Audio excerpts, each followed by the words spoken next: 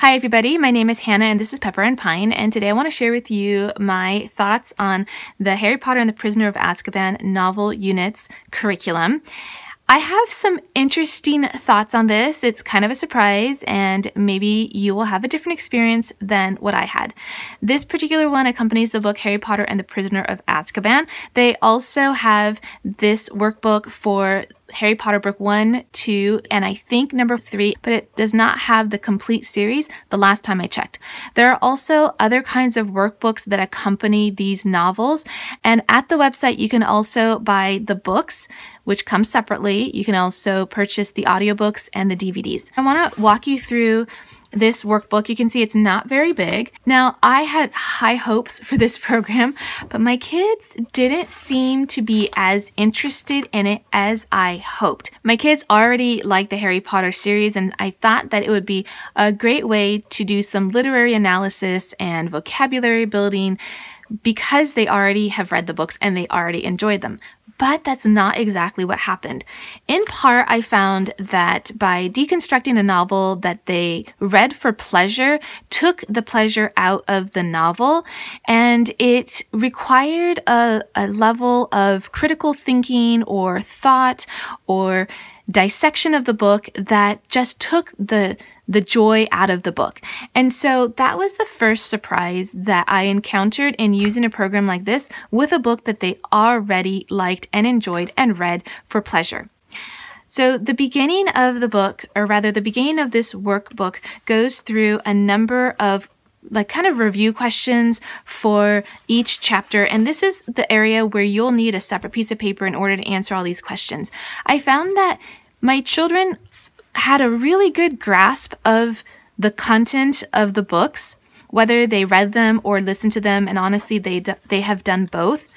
And so by asking specific questions, it just required a different look at the book, and they could narrate the entire series pretty easily. And so by asking these questions, it was kind of breaking it down in a way that didn't seem as enjoyable as just talking about the book. So we could have a conversation about a book that they loved for hours and hours and hours. But if we started to break it down in this more somewhat of a dry approach, it didn't seem as lively. They weren't as passionate. They weren't as willing to really talk about it. And so it didn't serve its purpose the way I expected. Now, we have sort of used this workbook for 3 kids.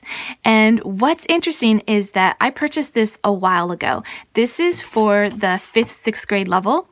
And I currently have a 7-year-old, an 11-year-old, and a 16-year-old. And I purchased these about 3 years ago when my oldest was about 13 years old. So he was probably 8th grade. And I thought that he might enjoy doing some of these questions. And then about a year ago or so, or earlier on this year, I thought my 11-year-old might enjoy this as well. The problem was that because in our curriculum to begin with, we're already doing a lot of writing, they weren't as interested in doing something that didn't seem as purposeful as an assignment. So if you wanted this as busy work, you could probably get away with it. But because we already had so much work that wasn't busy work in our homeschool, my kids weren't as willing to put in extra time in something like this that didn't seem to have a real strong purpose. And for me, my purpose would have been can they answer these questions? Did they understand the content? Can they do some of the other literary analysis problems or just literary analysis? Can they do the vocabulary? And can they define all of these words? But doing it in this format didn't seem as engaging for them as in other formats where these kinds of skills come about naturally within our homeschool. What's funny is that I've pulled this out. Actually, I pulled this out a couple of weeks ago to donate to the library bookstore because we were just not getting any use out of it. And we were cleaning out our schoolroom. We were purging workbooks that we didn't need. And lo and behold, my 7-year-old was like, no, don't get rid of this. You know, what is this? Ask me some questions.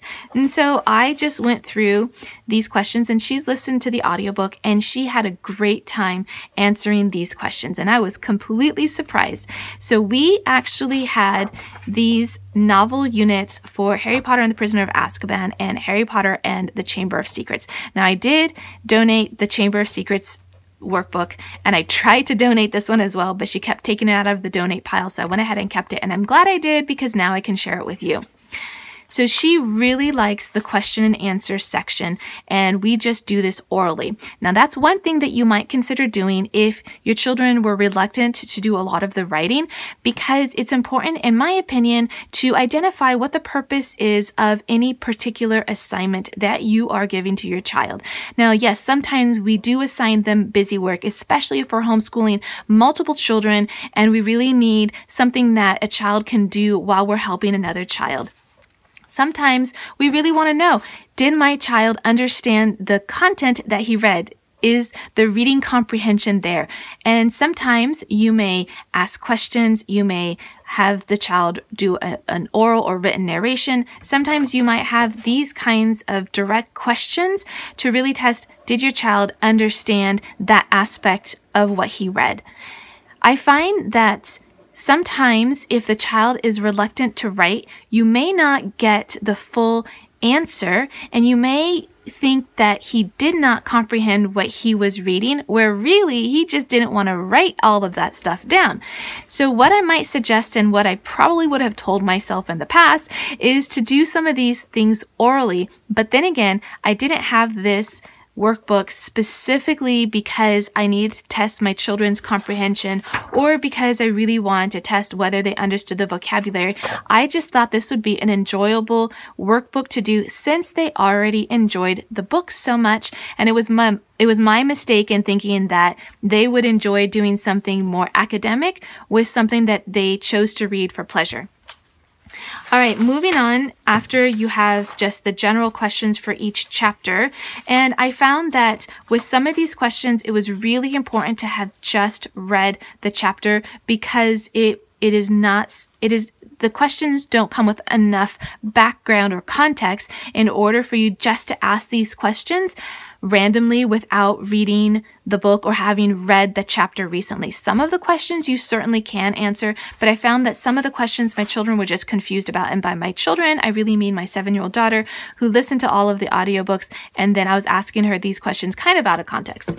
All right, so before moving on to the other activities, I do want to take you back to the beginning of the book, where it has these pre-reading questions and worksheet pages, and it goes through protagonist, antagonist, and story, and then it has these different charts that you can fill in. I would do this separately on a different piece of paper, and then it goes through word association and free writing that you can use before reading. And so the words on this page are bully, orphan, strong-willed, friendship, and bravery, and they of course relate to the Harry Potter series. All right, so then after you have all of the questions related to each of the chapters, which you can pick and choose, because this is not going to exactly go in chronological order. You may do, say, chapter 1 and 2 of these questions, and then jump ahead to the vocabulary, because then this takes you back to chapter 1, 2, or 3, and it shows you the page numbers here. That way you can find where these words were in the story. So for this activity, you can write each vocabulary word on a slip of paper. Using the circle below, you can make a spinner. So you can either copy this out and then cut it out and do this, or you can just freehand your own spinner. And then you can play the following game with a classmate or another homeschool student or a parent.